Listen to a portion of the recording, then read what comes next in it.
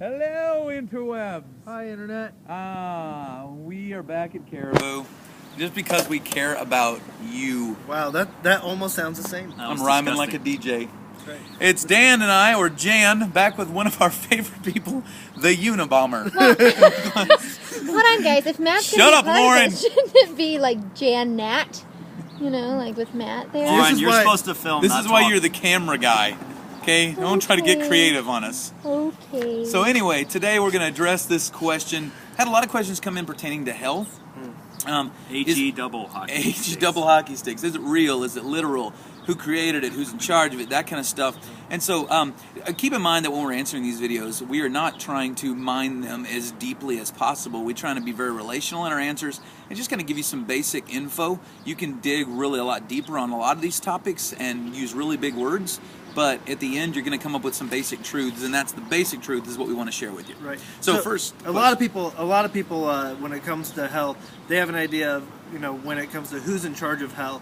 A lot of people subscribe to the Bugs Bunny theory, where there's a little cartoon Satan guy with a trident who's bouncing around, has a tail. and the tail thingy. Right, and something happens to Daffy Duck, and he ends up landing down there.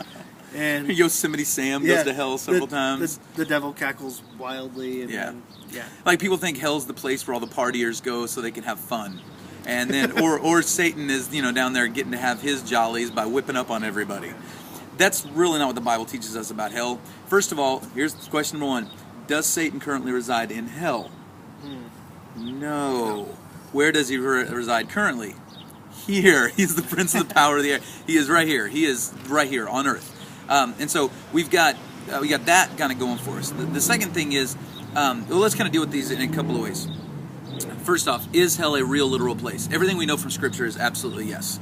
Would love to tell you maybe the answer to that's no, but while most people don't want to believe that, what we know from Scripture is that it is real, it is literal. Hell exists for a couple of reasons. It is a place where God can deal righteously with Satan and the demons. It is also a place where God can deal righteously with sin. There's a place that sin had to go for its utter destruction, and if you choose to carry your sin with you to the grave, that is why it takes you there. Yeah, I think it's important to know that this is real. For whatever reason, there's a lot of Christians who just kind of believe that hell is just a made-up part of all of this, that it's not really a part of what God's whole design for everything is. There have been studies that show like 60-some% of Christians don't believe that there's an actual hell. But 100% of people believe in heaven. Yeah. It's like we only want good things to happen to us. There's no consequences for any of our actions. It's really kind of silly. I mean, so here's a couple of the questions that you asked, and me answer them just kind of specifically.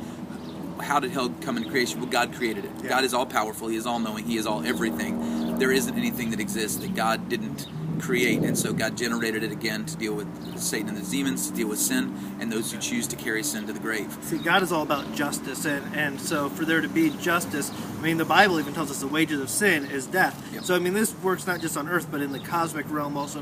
The wages of something being full of sin is that it doesn't get to be a part of heaven. It doesn't get to be in there and hang around. It's got to be dealt with in a very just way. Yeah. Does God want you to go to hell? No. He says that he is even slow and patient and long-suffering with us because he wants as many as possible to make the right choice. Basically, he's laid two paths before you, and he's going, this one clearly goes to hell, and this one clearly goes to paradise. Choose wisely. It's not just the old guy from the Indiana Jones movies. God was saying, hey, make a right choice here. I do like the Indiana Jones reference of choose wisely. Some of the other questions, or some of the other things is, if Satan's not in charge of hell, he's not down there, it's not Greek mythology, it's not a Bugs Bunny cartoon, Satan is going there as punishment, and he knows it. Satan's not happy about being in hell. No, he knows he's going there, he knows he's defeated. So join a winning team, get on God's side. That's right. You would like it. Unabomber, you have anything else to say about all this? I love the fact that you just sat staring into the camera the entire time. It doesn't look creepy at all. That's great. All right, we're out. We'll be back with you tomorrow. Later.